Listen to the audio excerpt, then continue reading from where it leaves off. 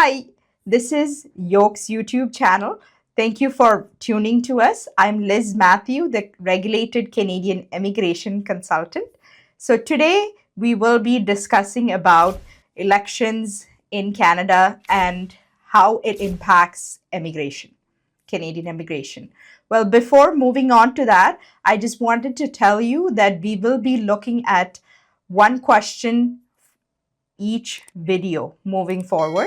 So that'll be taken up in the end of the video. So leave your questions in the description box or the comment box, so we can answer those questions in the videos moving forward. Well, elections in Canada, the two parties that have been staying neck to neck is basically the Liberals and Conservatives. They're pretty close. Mark Carney and Pierre Poilievre have been having their own thoughts and ideologies, and we will be moving to the polls on April 28th, 2025. And so before that, we just want to dive in and look into what if the Liberals win, what are their ideologies, or what is their viewpoint towards immigration, and the same for the Conservatives as well. So let's begin with the Liberals, with Mark Carney. Well, the Liberals have been in power for the last almost 10 years, and they have brought up immigration, quite a lot of immigrants into this country, very welcoming. They have promised PR, well, bringing people into the country. That was how a lot of people were brought in. Well, now the ideology is to reduce the temporary residents and permanent residents. They have cut the invitations for the provincial pathways as well as the federal pathways. And Mark Carney has said in his speech, as he was questioned by people, like, what would he do if he's elected to this post again?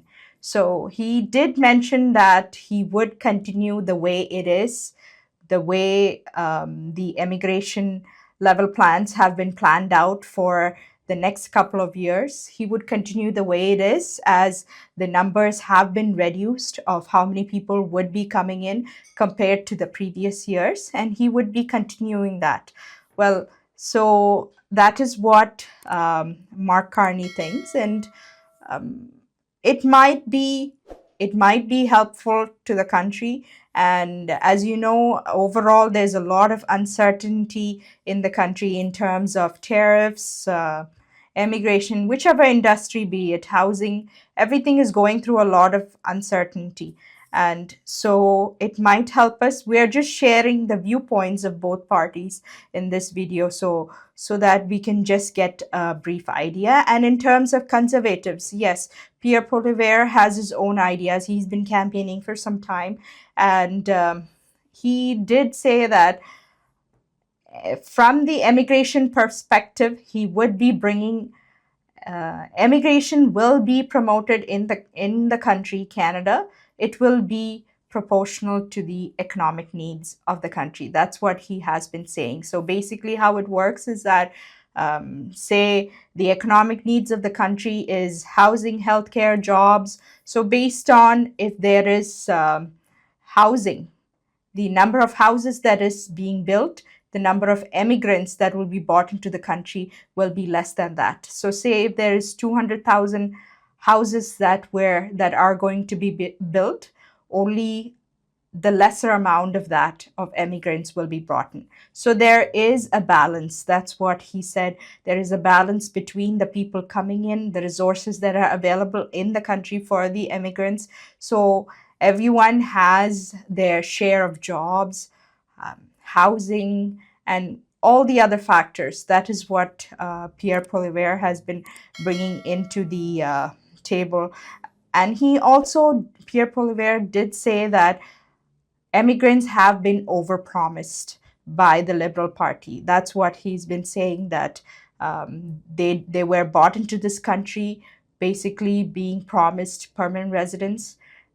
Everyone will be given that, but now it's being changed due to the uncertainty and so many issues that are happening, well, he does say that it is unfair to be overpromised and brought into this country and then basically say that. So this is what both the parties' ideas are, and we just have to wait and see once the debates start in, and they will be sharing their ideas more in detail to know which of the parties will have better ideas and who you would vote for. So I just thought I'd share this with you. Let's go into the question.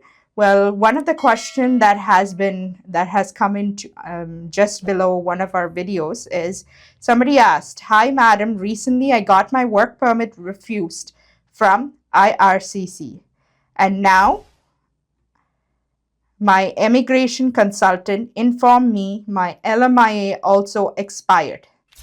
What should I do next? Do I have to submit all the documents to IRCC again? Which given for work permit? Please advise." Well, this is it's a very confusing question to say.